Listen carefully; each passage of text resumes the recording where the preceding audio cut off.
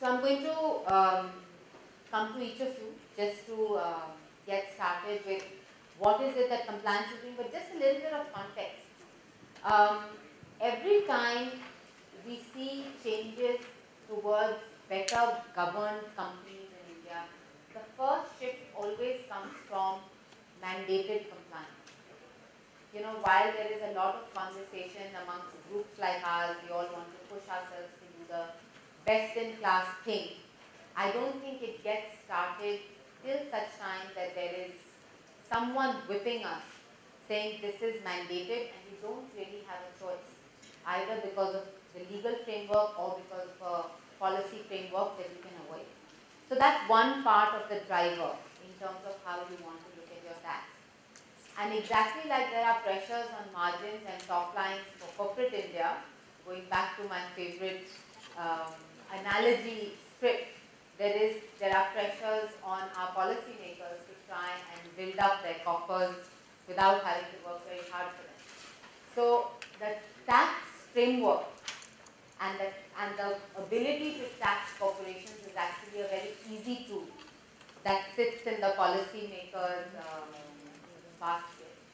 And I've been telling people that each time the numbers don't tot up, the government sends out a notice to Vodafone. Right? So, in the context of just lack of consistency, lack of predictability in what is expected from the policymakers on taxation on one side, and on the other side the whole push towards what you want to do given how starkly it stands out in the entire governance framework. What are some of the things that you are doing and what are some of the things that you see companies do in terms of their tax compliance? So can I ask you to kick off? So yeah,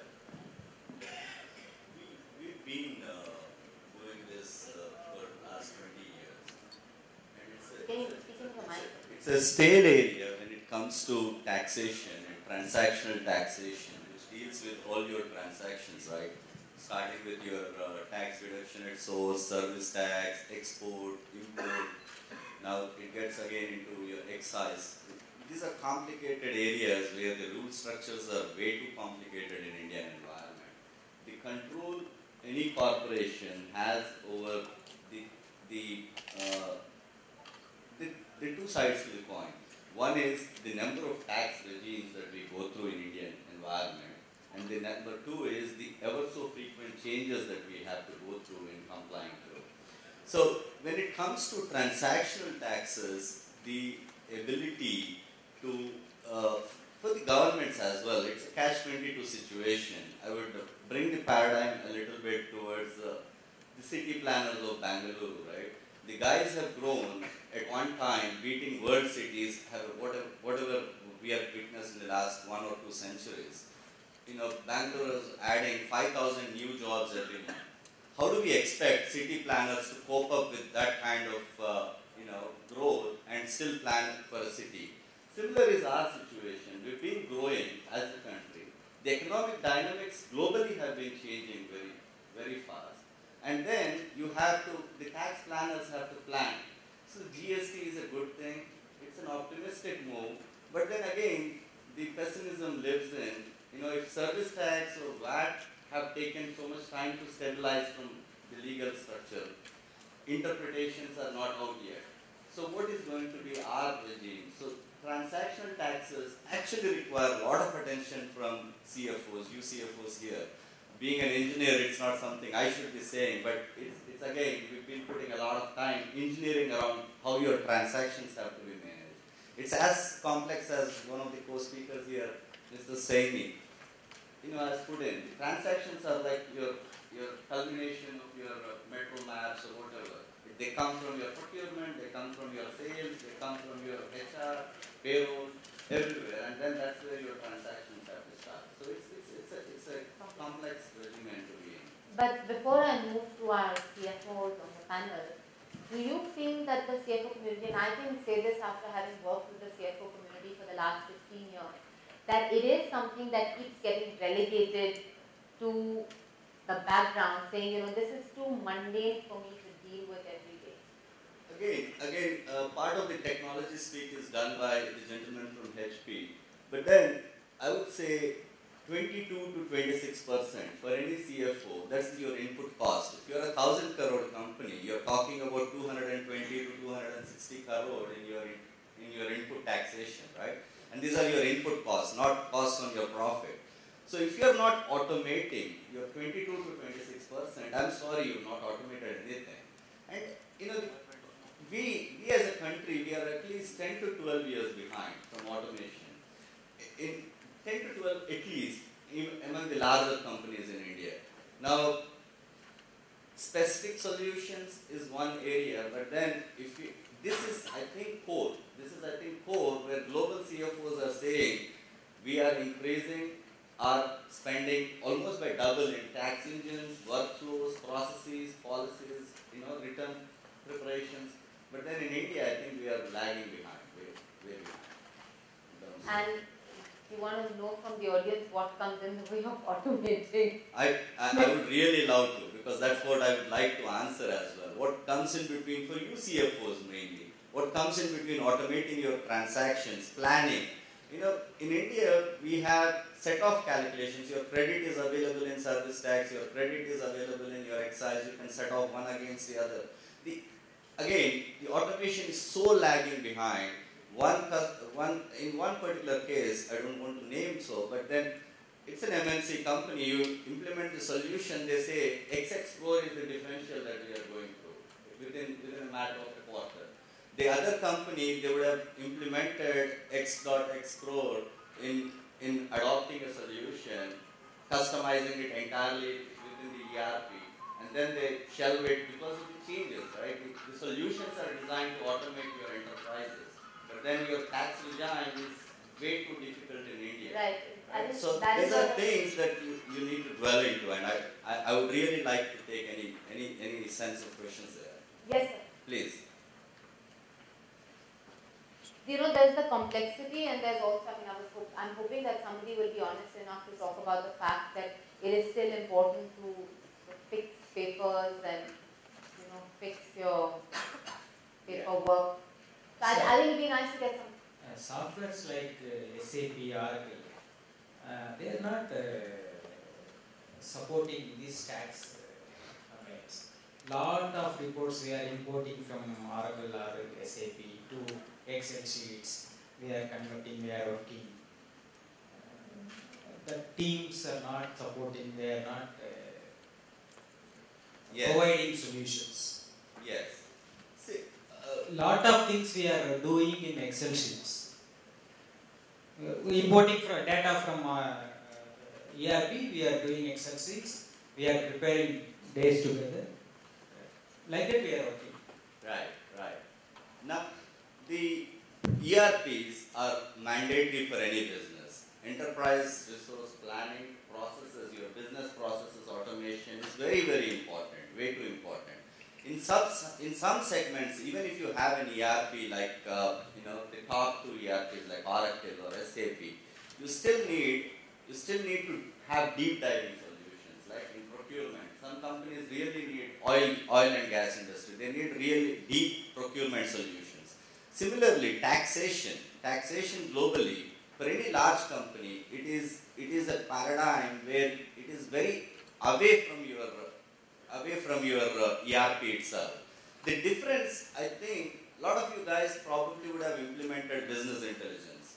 Now, business intelligence is way too different from as a system itself, which is to drive your decisions. ERP planning is very intrinsic to it. Then processes automation, recording every action in a company, every transaction in a company. Again, this is part of your ERP. Now, when it comes to tax engine is like your business intelligence system. The difference is the intelligence itself is defined by the governments you operate in, whether it's your state governments, central governments, or your global governments. Now, the intelligence is defined by the governments and regimes. You have a system which is defined for your business, customized for your business. So that's where the difference is.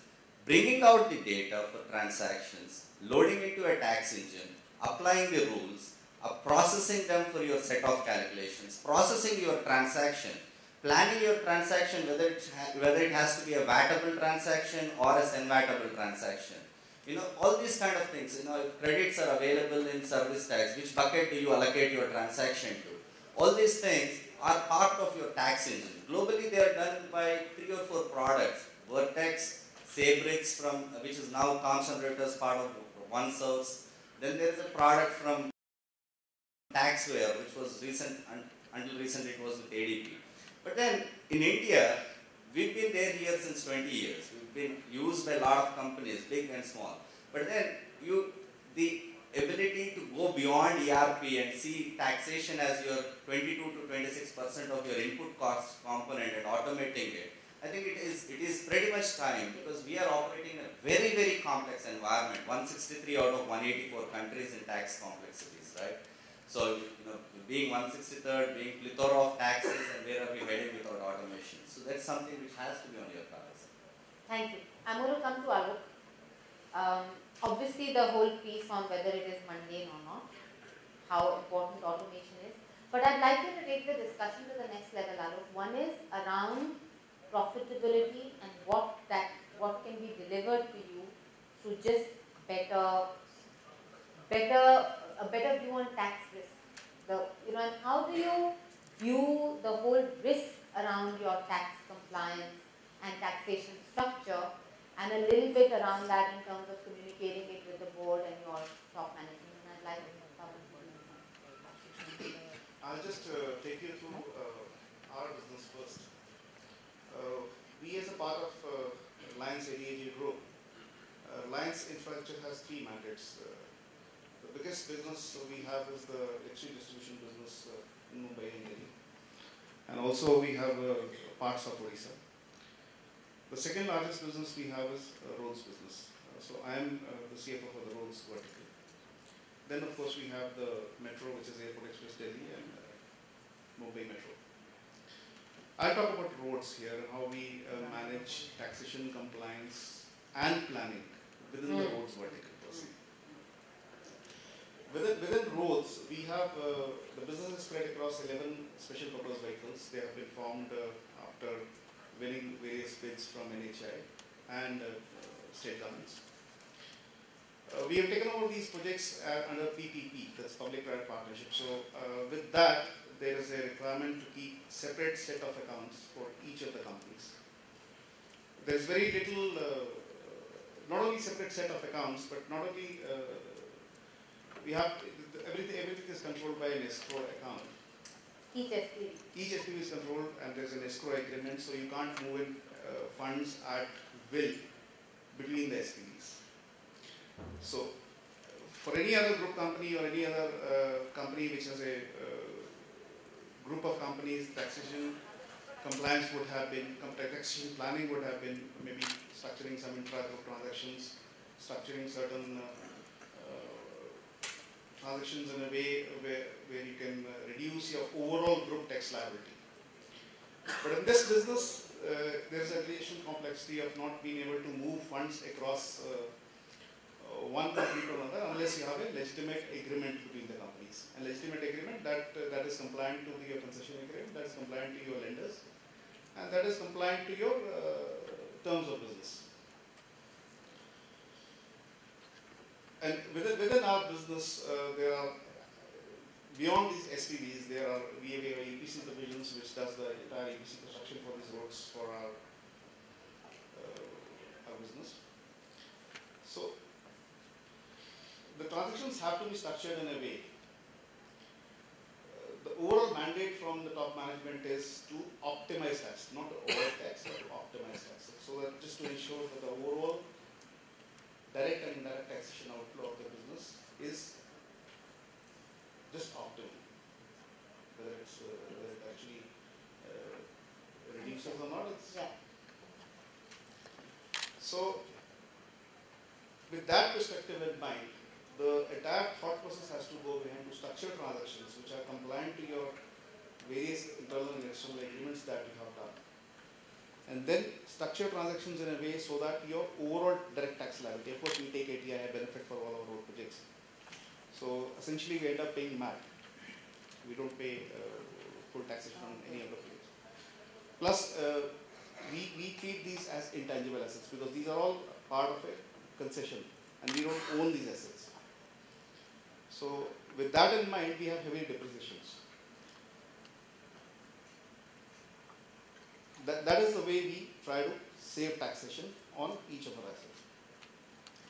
Coming to service tax compliance, our revenue stream is the toll revenue that we get out of on the road.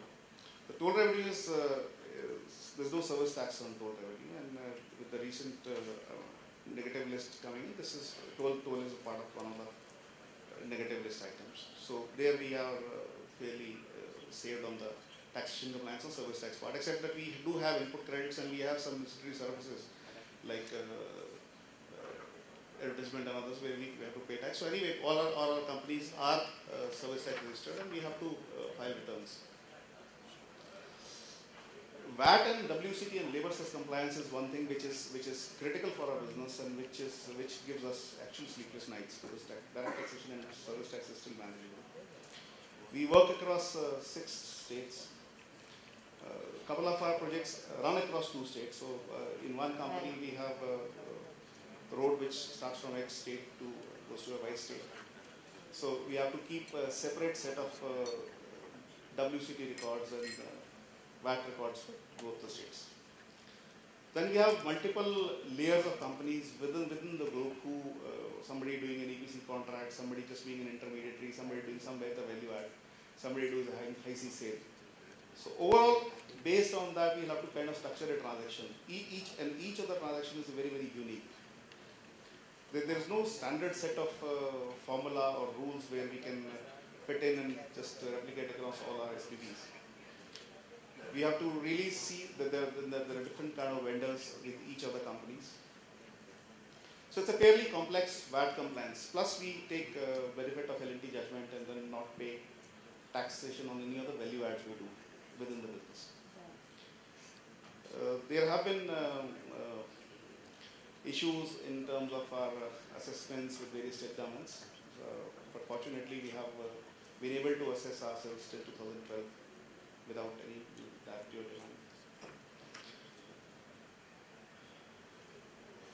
You were tired telling us about the complexity.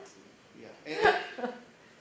So I would like to understand from the house here any specifics they want to discuss about taxation compliance or taxation. I'll come to the house. I'm going to come to Pawan before that. But would it be fair for me to conclude from or summarize from what you said that it is really the complexity of what you handle that sort of comes in the way of plain and simplified automation? Well, we have SAP as a tool with us, right. And we have done a lot of customization with SAP for automating tax compliance. So all our service tax compliance is automated by SAP. Income tax, nothing much can be done in SAP. Nothing much can be done in ERP. VAT, of course, because it's a state government and WCT is a state government thing, so you can't customize your SAP to for every state government. So there, of course, there is a requirement for Excel sheets and computation for that. And that's not very Alok, you have to speak into the mic. Yeah, that's not very complex. Okay. Pawan? I think before I start, let me tell you the company where I am working is the Tata Motor Finance, and we are financing the customer who are going to buy the vehicle which is manufactured by Tata. So it's not typically Tata Motors who are manufacturing the vehicle. Now I think in my opinion the finance industry as such is the only industry where the taxation implication is not as high as in other companies. Let's take about whether in income tax or maybe the indirect taxes. In the manufacturing segment, it is the process which which decides the implications of the tax, whether the manufacturing has happened or it's a pre-manufacturing area, it's a sale, not sale, and so on and so forth.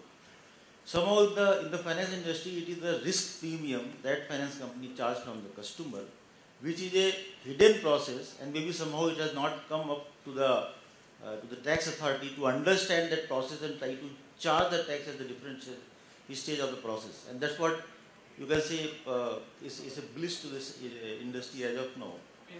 Now coming to the point in terms of the challenges, yes, because if there is a benefit which is available to the finance industry, same time there are different opportunities which creates a different level of the risk.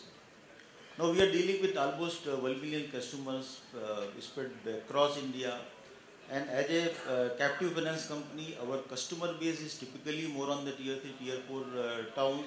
They are first time come in the banking, let's say, they are first time avail any loan. They do not have any banking history earlier. So these are the guys who are not too much understanding about the entire implication of the financing. So in that scenario, based on the present income tax rule, they are supposed to, let's say, deduct the tax. Some guys are deducting the TDS, some guys are not deducting the TDS, some guys are deducting the TDS, keeping that money in themselves, not depositing to the government authorities.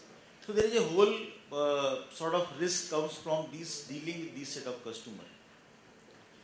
Now how we are mitigating that risk? One is training to our sales executive. So here at least this is a function where the knowledge of the tax has to come to the person who is really selling the product, not to the finance. While selling the product, he need to understand about the industry, about the customer who is in that bracket, whether he is going to charge the TDS as a first step or not. If yes, we need to communicate a lot of these formalities, including the PAN number of the company and so on and so forth, and then try to have a track to the customer's behavior, whether he is paying or not. And this particular tax, if you see the overall tax what we pay, this TDS counts around 30-35%. So it means very essential to understand that value. Otherwise, the entire projection of the tax which we are supposed to deposit as a part of advance tax is going to go haywire. So that's a very important part, and that we do not have too much optimized in terms of system software, because typically you cannot manage the behavior of the customer.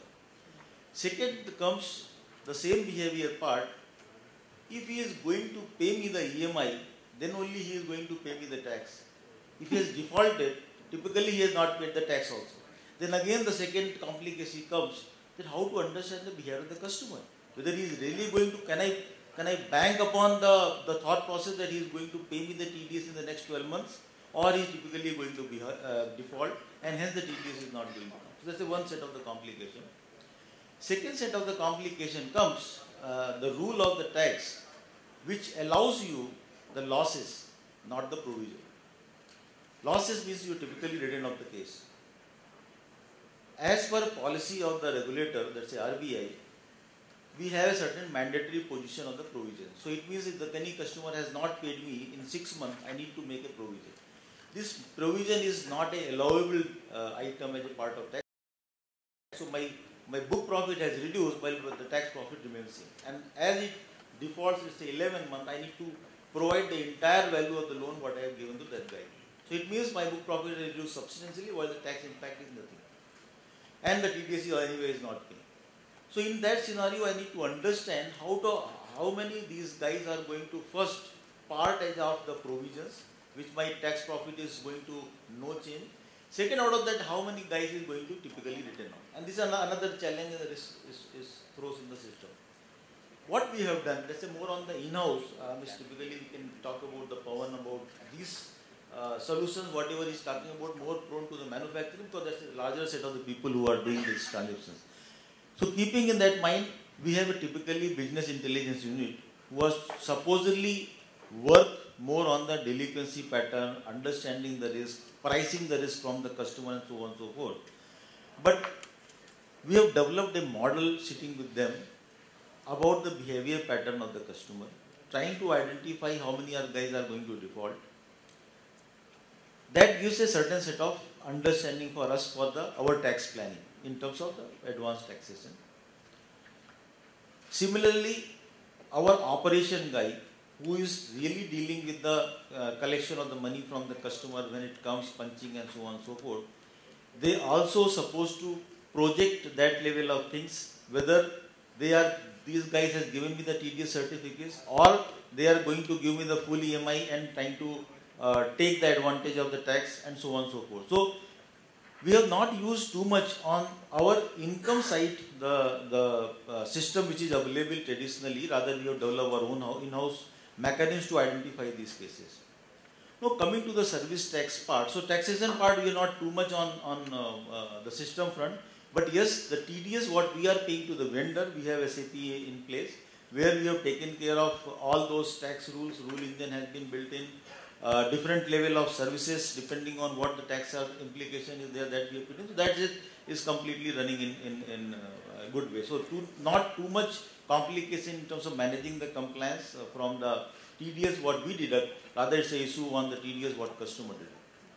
In terms of the service tax, our most of the activity are outsourced.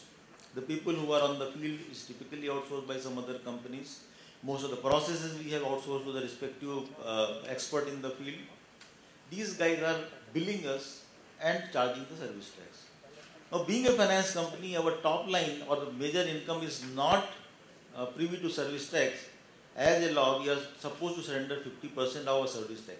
So, the entire service tax is not surrendable. And I think that gives us a space where we can typically plan.